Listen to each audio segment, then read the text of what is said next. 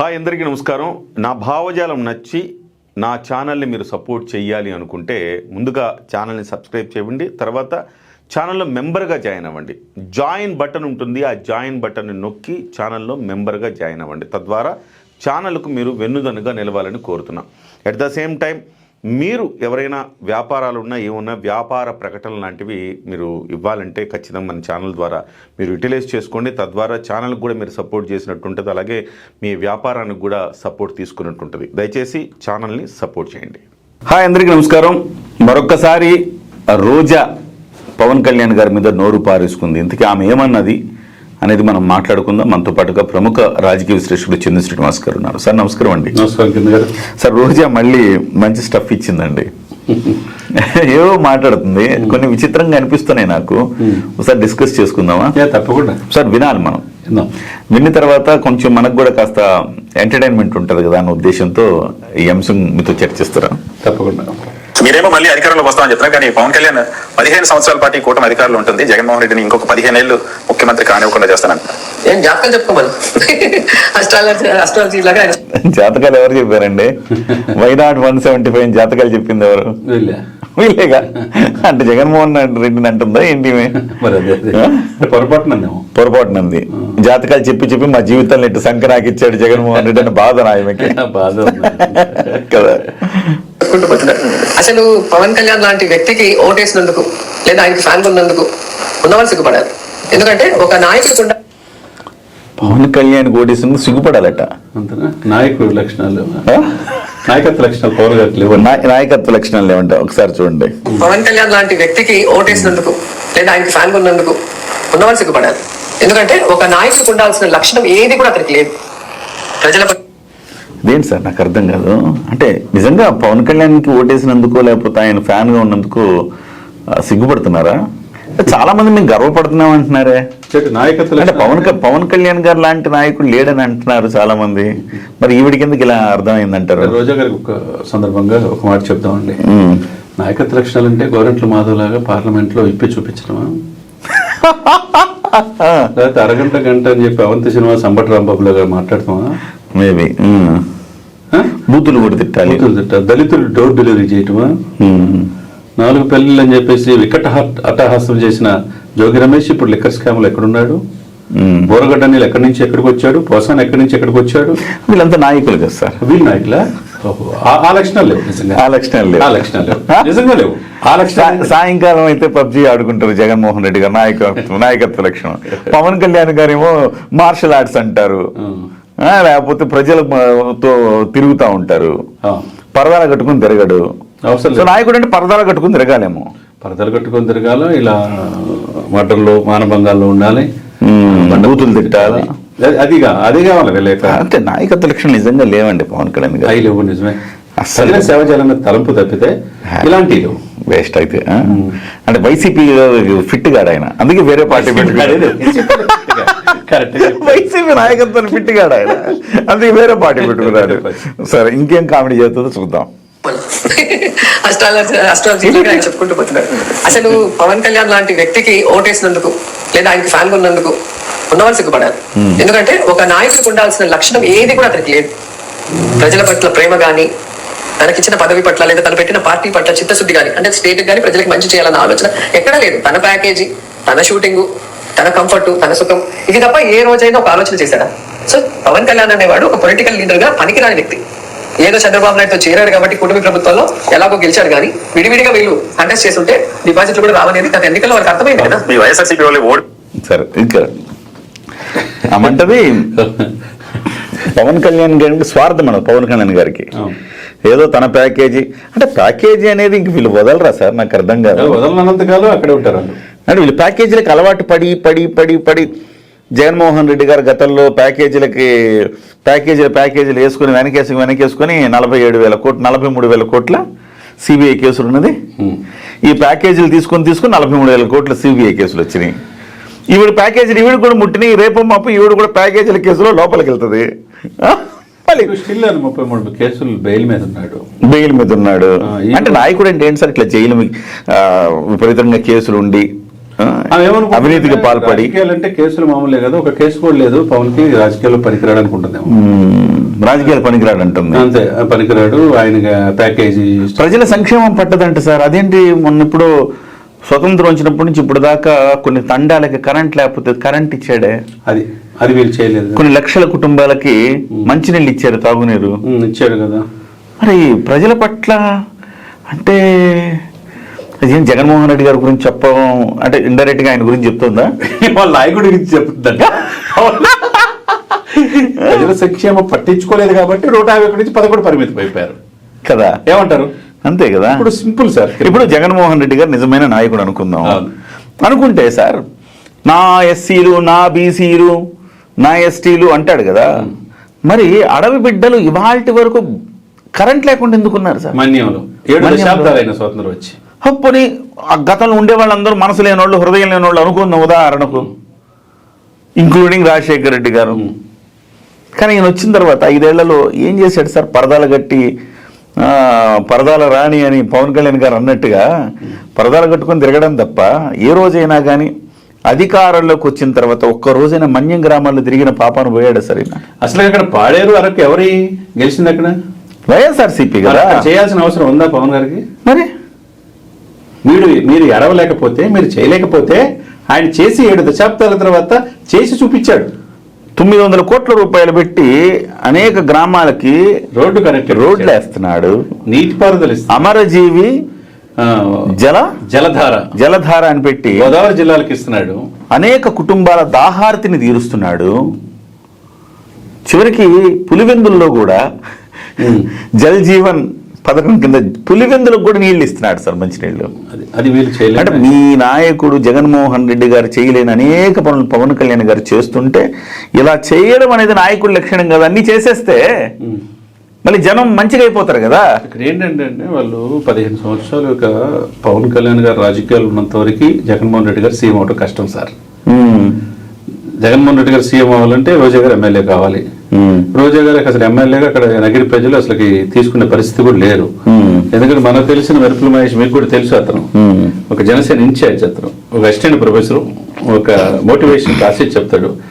అతను క్షేత్రస్థాయిలో తిరిగి టీడీపీ గాలిముద్ద కృష్ణవాడు కొడుకుతో కలిసి గెలిపించారు అక్కడ సీటు.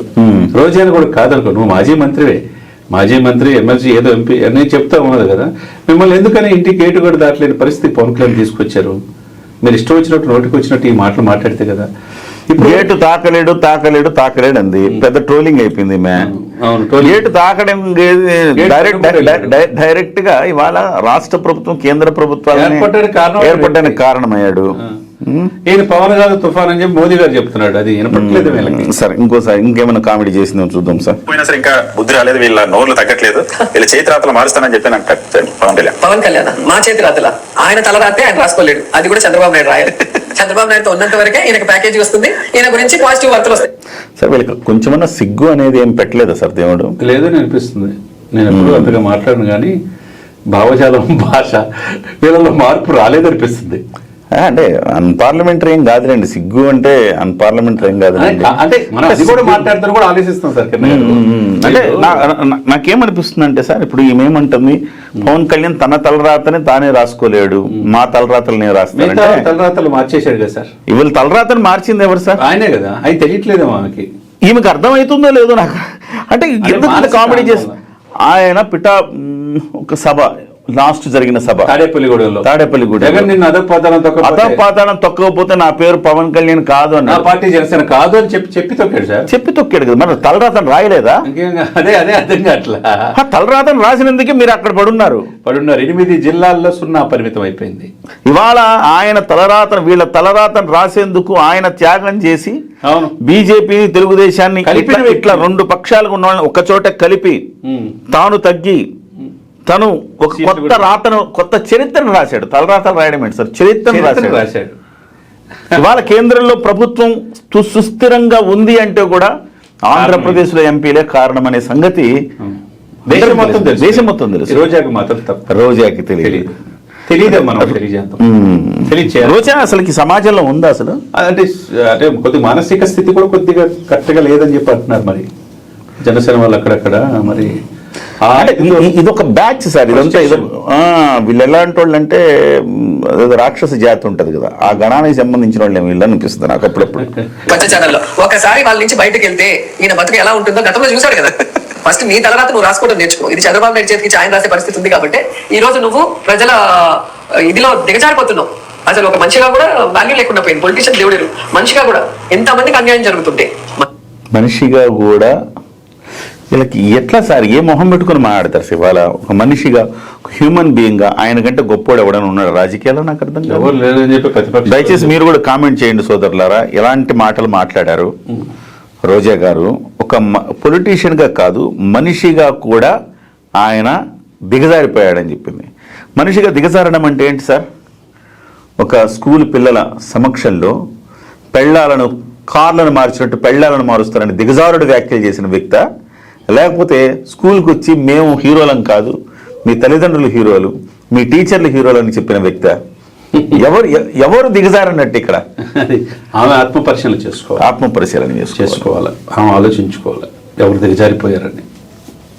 పిల్లలకు అన్యాయం జరిగినా, యువతకు అన్యాయం జరిగినా, రాష్ట్రానికి అన్యాయం జరిగినా నువ్వు అసలు పట్టించుకోకపోతే ఇక నీ మీద ఏం గౌరవం ఉంటుంది, ఏం ప్రేమ ఉంటుంది? రాబోయే కాలంలో నువ్వు చెప్తే ఎందుకు కూటమి కోటేస్తారు? ప్రపంచంలో ఏం జరిగినా పవన్ కళ్యాణ్ బాధ్యత పిఠాపురం. సార్ ఇక ఇది సార్ ఈమె వరుస అంటే మరీ ఎక్కువ కామెడీని కూడా మనం తట్టుకోలేము, బాగా కామెడీ ఎక్కువ చేస్తూ ఉంది ఆవిడ. ఏమిటంటారు సార్ రోజా గారి పరిస్థితి ఏంటంటే? అంటే పవన్ కళ్యాణ్ గారు అనే వ్యక్తి రాజకీయాలు ఉన్నంత వరకు ఈయన తరచూ 15 సంవత్సరాలు అంటున్నాడు కదా, 15 years మేము ఇక్కడే కూర్చోవాలనే బాధ ఉంటుంది ఆమెకి. దాటిపోయి తెలుగులో అవకాశాలు రావట్లా, తమిళ్లో వెళ్తుంది ఆమె. మిగతా ప్రోగ్రామ్ జబర్దస్త్ లాంటి ప్రోగ్రామ్ లో కూడా అవకాశం కల్పించట్లా. సరే ఇవన్నీ కూడా ఫ్రస్ట్రేషన్ ఉంటుంది, ఆదాయం కోల్పోయారు, అధికారం కోల్పోయారు, కనుచూపు మేరలు ఈయన 15 సంవత్సరాలు అంటున్నాడు, నెక్స్ట్ ఎలక్షన్ కూడా అవకాశం లేదంటున్నాడు. మరి ఇవన్నీ చూస్తే ఏమనిపిస్తుంది? అవకాశం లేదనే కదా. నిధంలో కూడా ఆయన గుర్తొస్తే ఇలానే ఉంటుంది. కాబట్టి ఎట్టి పరిస్థితుల్లో ఆయన కొద్దిగా ప్రజలకి దూరం చేయడానికి భావజాలంతో తప్పితే ఆ రోజా గారు చెప్పినంత అంటే ఆటాడుకుందాం ఆంధ్రప్రదేశ్లో ఈమె కూడా స్కామ్లో ఉందని విచారణ చేస్తున్నారు సెట్. నెక్స్ట్ వికెట్ ఈవిడే అంటున్నారు. మరి ఆమె తొందరగా తీసుకెళ్ళమని చెప్పి కోరుకుంటుందేమో. ఎట్లనే అడాబుడ్ చేశాడు జోగి రమేష్ గారు తెలుసుగా, విజయవాడ కనకదుర్గం గుడిలో ప్రమాణం చేసేసి నన్ను ఎప్పుడు తమ్ముడు తీసుకెళ్ళను అన్నాడు. 6 రోజులు తీసుకెళ్ళిపోయారు లిక్కర్ స్కామ్ లో. ఇప్పుడు ఆటాడుకున్న వాళ్ళని కూడా ఇవి చాలా స్కామ్ చేసింది అని చెప్పేసి తెలుస్తుంది. మీరు అన్నట్టు ఇందాక రాక్షస జాతి వీళ్ళు మారరు అన్నట్టుగానే కనపడతా ఉన్నది. అభివృద్ధిలో ఆమడ దూరంలో 23వ ప్లేస్ లో గ్రామీణాభివృద్ధులు ఉంటే ఫస్ట్ ప్లేస్ తీసుకొచ్చినందుకు పవన్ తిరుగుతున్నారా? రోడ్లు అస్తవ్యస్తంగా ఉన్న రోడ్లు చేపించినందుకు పవన్ తిరుగుతున్నారా?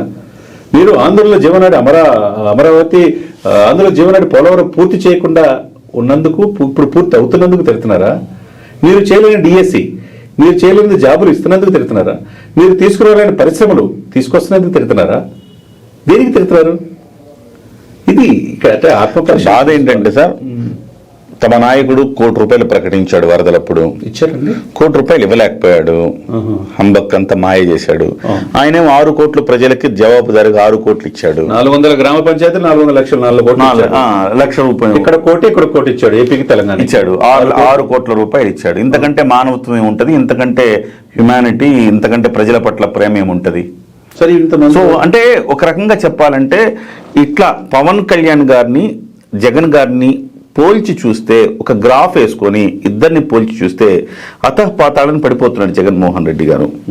పవన్ కళ్యాణ్ గారు ఎవరెస్ట్ అంత ఎదిగిపోతా ఉన్నారు. ఈ దిశలో ఈ పరిస్థితుల్లో వీళ్ళ పక్షం ఉండే వాళ్ళకి, జగన్మోహన్ రెడ్డి పక్షం ఉండే వాళ్ళకి సహజంగానే ఒక ఫ్రస్ట్రేషను, బాధ, కోపం, ఏం చెయ్యాలో తెలియని పరిస్థితి అగమ్య గోచరంగా ఉంది వీళ్ళందరికీ. ఇటువైపు పవన్ కళ్యాణ్ గారిని సమర్థించిన వాళ్ళు, పవన్ కళ్యాణ్ గారికి ఓటేసిన వాళ్ళు వీళ్ళంతా గర్వంతో ఉప్పొంగుతున్నారు. నాయకుడంటే ఇలా కదా ఉండాలి, నాయకుడంటే ఈయన కదా అనేసి ఒక గర్వంతో తుణికిసలాడుతున్నారు వాళ్ళు. సో ఒకళ్ళేమో ఇట్లా అతపాతాడానికి అగమ్య గోచరంగా పరిస్థితి తయారైంది రోజా లాంటి వాళ్ళది. సో ఈ పరిస్థితుల్లో ఆ మాట్లాడే మాటలని నేను అనుకుంటున్నాను. బహుశా ఇండైరెక్ట్గా జగన్మోహన్ రెడ్డి గారిని ఏమన్నా తిడుతుందా? ఇది కొత్త విషయం. అంతే కదా ఈ పరిస్థితి తీసుకొచ్చారు ఏంటి, మా జీవితాలను ఇట్లా సంకనాకి ఇచ్చారు, నాశనం చేశారు ఏంటని ఒక ఫ్రస్ట్రేషన్ లో ఆమె ఈ రకంగా జగన్మోహన్ రెడ్డి గారి జాతకాలు చెప్పాడు. వై నాట్ 175 11కు తెచ్చాడు అన్న కోపం, అదే కనీసం జనాల్లోకి రాకుండా పరదాలు కట్టుకొని బతికాడు అనే కోపం. ఆరైతే అన్ని ప్రభుత్వ కార్యక్రమాలు క్యాన్సిల్ చేసి ఏదో ఆడుకుంటున్నాడని వార్త వస్తూ ఉంటుంది కదా, ఏదో మాట్లాడుకుంటుంటారు. మన మనకు తెలియదు. సో ఆ రకమైన కోపం, ఇవన్నీ కోపాలు ఉన్నాయి ఆమెకి. జగన్మోహన్ రెడ్డి గారి మీద తీవ్రమైన కోపం ఉంది. ఈమెకే కాదు, చాలా మందికి ఉంది. ఏం చేయాలో అర్థం కాక కనీసం జనాల్లో ఉంటే, జనం చేదరించుకుంటుంటే అట్లీస్ట్ జైలు కన్నా వెళ్తే సానుభూతి వస్తుందని వీళ్ళందరూ భావిస్తున్నట్టుగా నాకు అనిపిస్తుంది. ఏమంటారు? అంతేనా? రెడీగా ఉన్నారంటారు.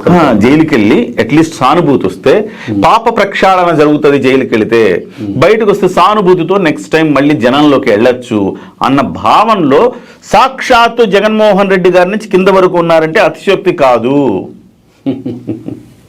కానీ ఇప్పుడు చూస్తుంటే అభివృద్ధిలో ఏపీ పరుగులేసే తీరు చూస్తుంటే అటు పరిశ్రమలు కావచ్చు, ఉపాధి అవకాశాలు కావచ్చు, ఇవన్నీ చూస్తూ ఉంటే అవకాశం కనపట్లేదు సార్ వైసీపీకి. 11 నుంచి లేసే పరిస్థితి లేదు. ఎక్కడికి లేసే అవకాశం ఉందని మీరు అంటారు ఇప్పుడున్న పరిస్థితులు?